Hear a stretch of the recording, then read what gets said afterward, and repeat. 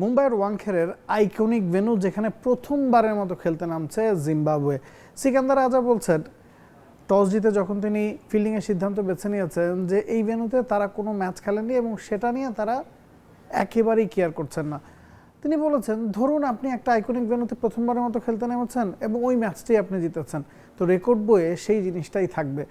শুরুতেই বলেছে যে সিকান্দার রাজা টস জিতে ফিল্ডিং বেছে নিয়েছেন। এই গ্রুপের খেলাগুলো কিন্তু এর আগে কলম্বোতে হয়েছে এবং সেই তুলনায় ওয়াংখেড়েতে রান বেশি হবে, there will be lots of sixes.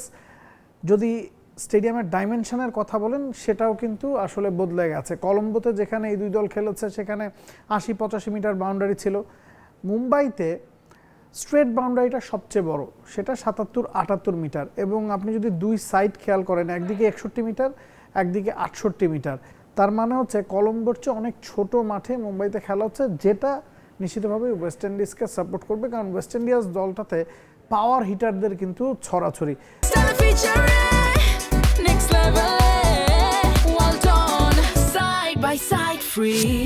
দুই দলের একাদশের দিকে যদি আপনি তাকান, দুই দলেই একটা করে বদল এসছে। রস্টন চেজকে বসিয়েছে ওয়েস্ট ইন্ডিজ এবং তার জায়গায় অলরাউন্ডার রোমারিও শেফার্ডকে প্রেফার করা হয়েছে।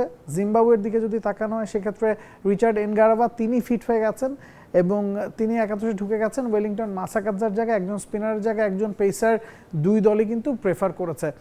জিম্বাবুয়ে শুরুতে বোলিং নিয়েছে বিকজ শুরুর দিকে বলে ক্যারি ভালো থাকবে, খানিকটা সুইং থাকতে পারে পাওয়ার প্লেতে।